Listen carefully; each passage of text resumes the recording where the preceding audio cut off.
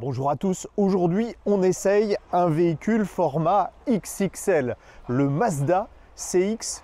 Vous vous souvenez peut-être de l'essai du Mazda CX-60 que j'avais d'ailleurs apprécié avec son énorme moteur diesel. Et bien ce CX-80 c'est le grand frère de ce CX-60. Il a simplement été rallongé pour offrir jusqu'à 7 places.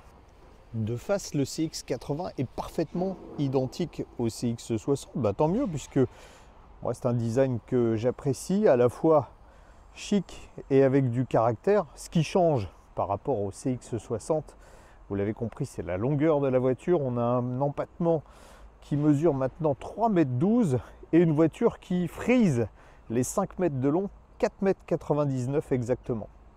C'est à partir de là, ce qu'on appelle le point milieu, que le CX-80 change complètement. Vous voyez déjà la longueur des portes, la custode est totalement nouvelle et la partie arrière également avec un haillon qui a été redessiné pour offrir plus d'espace. Aujourd'hui, on essaye la version hybride rechargeable.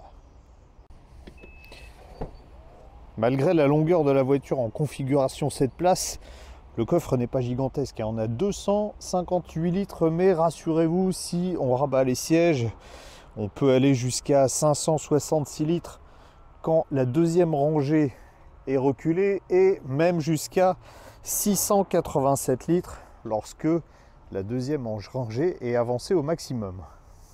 On a aussi un petit rangement sous le plancher du coffre qui permet de mettre le pare-soleil et le câble de recharge. Avec un empattement plus long que tous ses concurrents allemands, évidemment, l'espace offert par ce CX-80 est particulièrement vaste. On a une configuration 6 sièges, c'est une option qu'on peut avoir gratuitement sur les niveaux un peu plus haut de gamme. Et sur cette version-là, on a même une console centrale qui offre tout un tas de fonctionnalités. Je vais essayer de vous faire voir ça.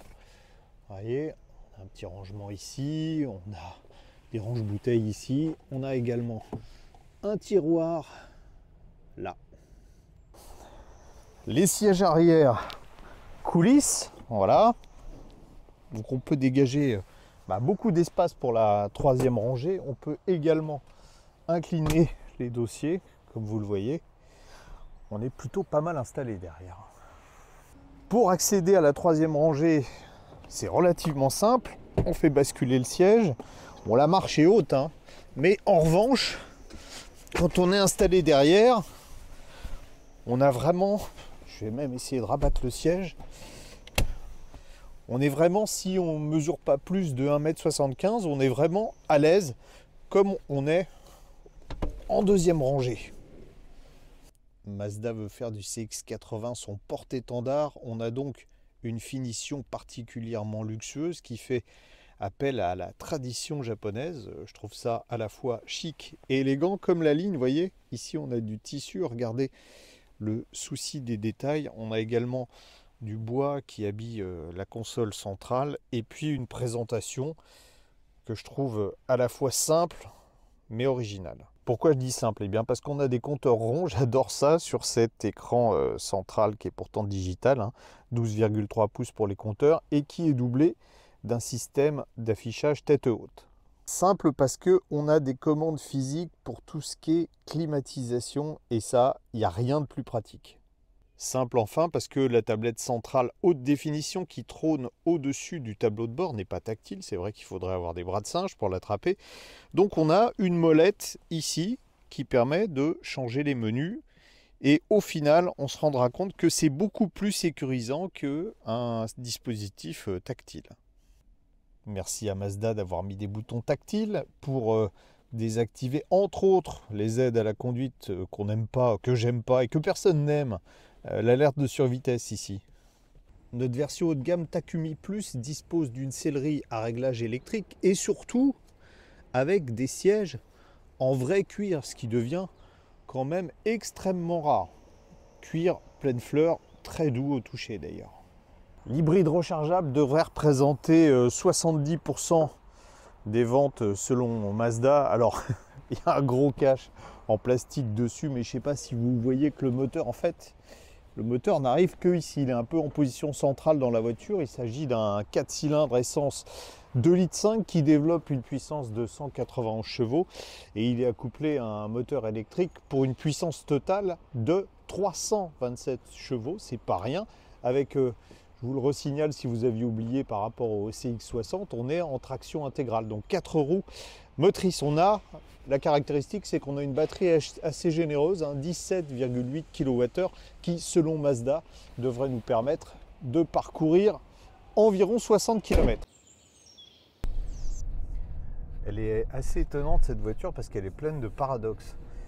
Tout d'abord, bon là on a le moteur thermique qui est en route, mais elle se montre relativement douce en termes de motorisation quand on est encore sur la traction électrique.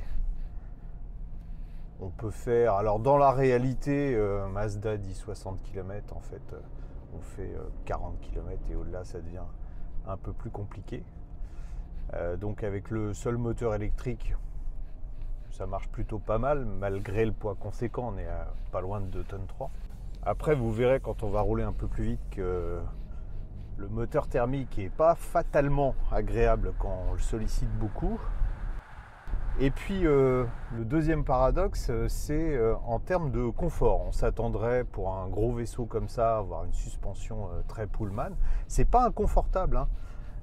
L'amortissement est plutôt bon, mais là, vous voyez, on est sur des petits raccords, des bouches d'égout, et le fait qu'on ait des roues de 20 pouces, ça provoque des trépidations. Et pour un véhicule aussi luxueux que celui-là, on s'attend, surtout par rapport aux concurrents, à avoir quelque chose de beaucoup plus doux, beaucoup plus smooth. Et je pense qu'une suspension pneumatique aurait été nécessaire, serait nécessaire au moins une suspension pilotée, et vu le tarif de la voiture, c'est sans doute quelque chose que Mazda devra corriger assez rapidement. Bon, il y a quelque chose d'assez désagréable avec cette voiture, même si les performances sont très bonnes, hein. Mazda nous dit 0 à 100 en 8 secondes en accélération. En revanche, on n'a pas envie d'accélérer. Vous allez comprendre pourquoi une fois que j'aurai écrasé la pédale d'accélérateur. Bon, là, ça ne va pas être possible parce que c'est limité à 50. Mais dès qu'on a un peu de champ, vous allez comprendre pourquoi. Ça se dégage, vous allez tout de suite comprendre. Alors déjà, là, on a deux virages. Alors, on a 2,3 tonnes, hein, donc si je force un peu en rentrant dedans, on voit que ça nous embarque à l'extérieur. Mais le plus désagréable, c'est pas ça. Le plus désagréable, c'est quand j'écrase la pédale d'accélérateur. Entendez le chant assez désagréable du 4 cylindres. Pour une grosse voiture comme ça, c'est un peu comme si un gros monsieur avait une toute petite voix. On n'a pas du tout envie de doubler ou d'accélérer fort ou même de rouler un tant soit peu sportivement. Quoique ce genre de véhicule n'est pas fait pour ça. On a le choix aussi avec la boîte automatique à 8 rapports de passer les rapports en manuel avec les petites palettes qui sont là. Ça sert juste à faire hurler le moteur un peu plus, donc ça n'a pas grand intérêt non plus. Sur ce CX80, il y a la possibilité d'avoir un pilotage semi-automatique, mais comme sur beaucoup de voitures, malheureusement, c'est pas très satisfaisant. Alors, certes, on a une correction de trajectoire qui est moins aléatoire qu'on avait parfois, mais vous voyez, tiens, on va dépasser des camions. Vous allez voir, c'est pas très rassurant. D'abord parce que la voiture m'emmène à l'extérieur, là. Et ensuite, elle va me rapprocher un peu dangereusement du camion. On est passé vraiment tout près. Bon, bref, c'est plus angoissant qu'autre chose. Donc, à oublier d'urgence. Bon, la question consommation. On voit là, on est à une moyenne de 19,7 kWh au 100 km. Ça démontre qu'on est sur un gros engin qui a bien du mal à se mouvoir, même en électrique, et une consommation qui est quand même assez importante parce que la conso électrique, on l'a fait principalement en agglomération, et là on est sur autoroute maintenant. Alors une fois que la batterie est vide sur autoroute, il faut compter une moyenne de 14 litres au 100 à 130 km/h. Donc comme on a le choix sur ce véhicule entre un gros moteur diesel ou l'hybride rechargeable, si vous devez faire des grands parcours, vous avez tout intérêt à choisir le diesel. En conso moyenne sur la totale, on est à 9,6 litres au 100 avec donc la consommation électrique. Donc on voit bien que parmi les hybrides rechargeables, c'est pas le véhicule le plus sobre. On va parler recharge. Alors là, bon, évidemment, hein, j'ai pris du combo CCS, impossible de charger en rapide cette voiture. On a une allure de charge qui est limitée à 7,4 kW. C'est un peu dommage parce qu'une batterie de plus de 17 kWh, il faut 2h20 pour la recharger. Il y a des concurrents, en particulier chez Volkswagen, avec des batteries même de capacité légèrement supérieure qui prennent de la charge rapide à 50 kW. Ça sera sans doute un défaut pour ceux qui veulent rouler un tant soit peu en électrique. Il souffle un peu le chaud et le froid, ce CX-80 Mazda. Alors sur le papier, vous avez 60 km d'autonomie en tout électrique, des performances qui sont extrêmement bonnes. Dans la pratique, c'est pas tout à fait ça. On a 40 km au maximum. Et puis quand on sollicite la mécanique, c'est pas très agréable, d'autant que la consommation s'envole. Cela dit, sur son segment, en gros SUV, il n'y a pas grand monde où les concurrents sont beaucoup plus chers. Cette version qui est le haut de gamme en matière de finition coûte 74 100 €. C'est 4 100 € de plus que le CX-60 qui est plus petit. Ça vaut le coup de dépenser la différence. Mais si je devais vous donner un vrai conseil, c'est que plutôt que de choisir l'hybride rechargeable, c'est de prendre le gros diesel 6 cylindres. C'est un paradoxe, mais il est beaucoup plus agréable à utiliser, il a une sonorité plus sympa et si vous faites des grands trajets, il sera beaucoup plus économique.